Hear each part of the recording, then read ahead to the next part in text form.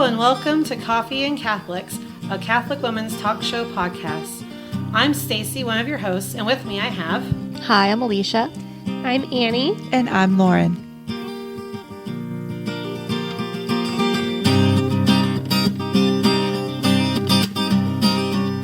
Hello and welcome to Coffee and Catholics. This week we are talking about those times during Lent that maybe are more celebratory, like solemnities, feast days, birthdays, anniversaries.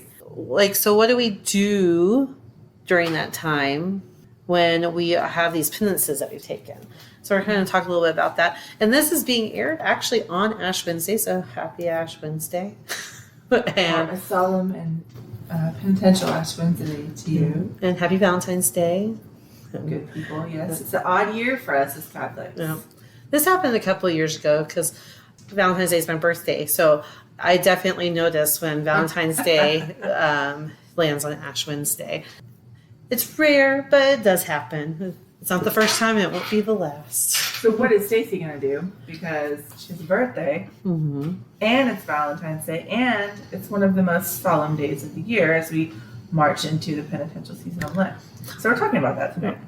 So, well, and personally, on Ash Wednesday will take precedence. I might do something with my family on Tuesday night, so Mardi Gras. My daughter's already talking about wanting to make me a cake and things like that, and we'll have that probably on Tuesday. And then my husband, one of the best gifts he gives to me every year is a girls' weekend where I get to go hang out with my friends for a weekend.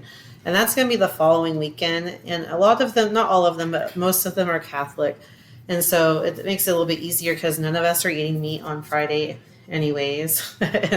And so we'll still probably go out and I'll order fish or salads or just something that doesn't have meat in it. And then, of course, Sundays are always there. And that's usually when we celebrate our family birthdays anyways.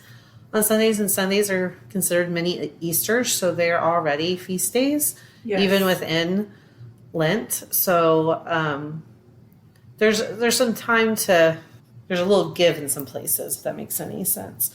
But of course, Ash Wednesday, even though it's not a holy day of obligation, it is a day of fasting and abstinence. So that'll take precedence on that day, which makes it hard too, because some of our groups for my kids are still doing their Valentine's Day parties that day. And we homeschool, so we just won't go to those parties that day. But there are a couple of other parties like on Thursday and things like that I'll let them attend.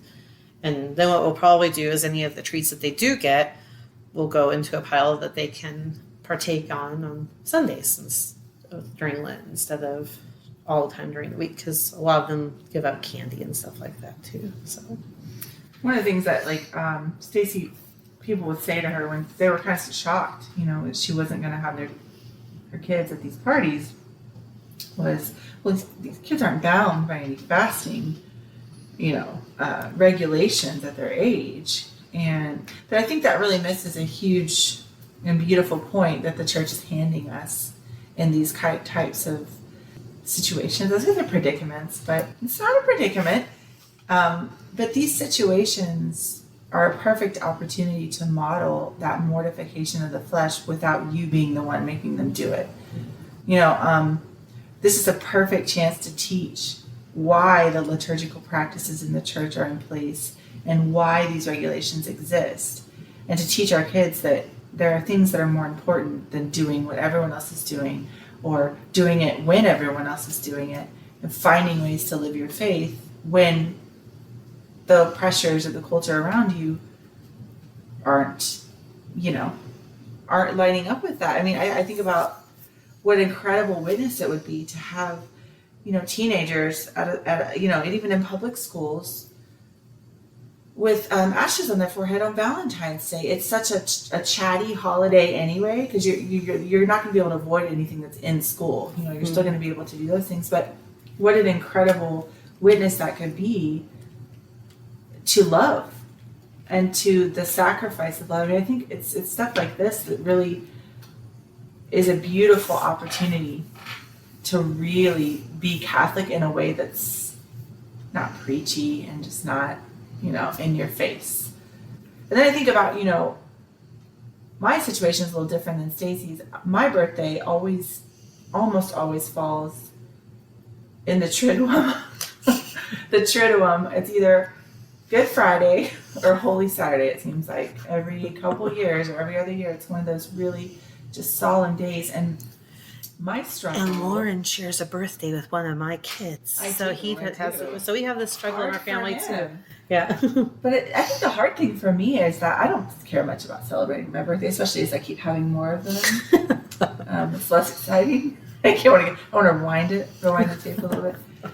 But I guess my struggle is that you have to consider here, I think, the ego that's at play, because someone wants to wish you a happy birthday. They want to do something nice for you on a solemn day. You have to find a way to accept that graciously and to even if it becomes painful as you're trying to focus, like for example on Good Friday or Holy Saturday, to keep that silence in your heart. And people are like, happy birthday, happy birthday, happy birthday. You going out? What are you doing? So it really is, how do you accept that in love and charity and gratitude and still keep that silence in your heart? I think that's the hard thing for me. Yeah. So that's kind of what we're talking about tonight, like ideas about how to fast when there's feasting about you, if you will. But also recognizing that there are even those feasting days in that time, like the Feast of St. Joseph is during Lent, and also the Solemnity of the Annunciation is during Lent, and which there are little times in our liturgical year, like even like in Advent when we have Gaudete Sunday, it's just kind of like this little bit of hope, like, oh, there's just like this little bit of relief. It's kind of like, we're almost there. A little bit of joy there. And while our birthdays and things aren't solemnities, one of my kids has their baptism day is during Lent. And then another one, their name day for their saint is during Lent. And so, but what I do for them on those days is they pick the dinner. Like maybe they're not having cake and cookies and doing all these like crazy things, but we do still find ways to make it special. Light their candle on baptism days. Go to the park, or just find things that are simple. Find the simple joys within the fasting and the almsgiving and the praying, and all those are good. I think it's kind of even a larger lesson as we're talking about this. This is kind of banging around in my head. That the simple joys, there is a way to celebrate even when things are difficult or not as they should be. We don't really care about Valentine's Day as adults, and we care about it from a Catholic perspective, but we're not going to be upset if our friend and I get us a Valentine. Or if we weren't able to make all the Valentines for our friends, we're not going to cry. But there are some little souls who will, and to them that is a very important and serious thing. So we have to find ways, to find joy even in times of abstinence and mortification, and teach our kids how to do that. How to say no to something, but yes to something smaller. I have trouble with that.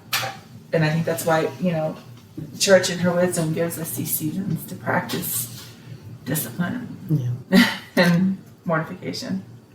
And when we go to the celebrations of others, I think, like Lauren was saying earlier, like maybe people are giving you these things on things that are celebrating you, but even when we go to things that celebrate others, I remember we used to go to this one lady's house when I was in college for Rosary. And then she'd invite college students over, and we'd say the Rosary, and she'd cook everybody dinner. And one Wednesday we went over there, and I had given up meat for all of Lent, not just Fridays. Oh, Lordy. So I had given up meat for the whole Lent, and she had made spaghetti, I was pretty sure spaghetti. Maybe it was lasagna. But yeah. And then I was trying to graciously not partake in dinner. And I finally had to tell her that I gave up meat for Lent. And she goes, Well, when you go to somebody else's house and they made you something, it doesn't matter what you gave up, you accept it. I was like, and that's actually rules. Yeah. Like Benedictine rules of hospitality. That is true, that you accept what is given to you, even if you're supposed to be fasting. Yeah. In the spirit of charity. Yeah. So I think that, sometimes we get so wrapped up in trying to be perfect and like in our mortifications that sometimes we kind of become scrupulous. And so we have to be careful about prideful even. Yeah. So we have to be careful about how far we take our mortifications. Like, yes, Jesus died for us. Could I just give up this one thing for 40 days? Yes. We need to, yes, we can. But if there is somebody who is trying to show kindness to us, or it's a moment for us to show kindness to them, there is a little bit of laxity there. Elasticity. I don't know. There's a weird word that laxity. There we go. There's a little laxity there.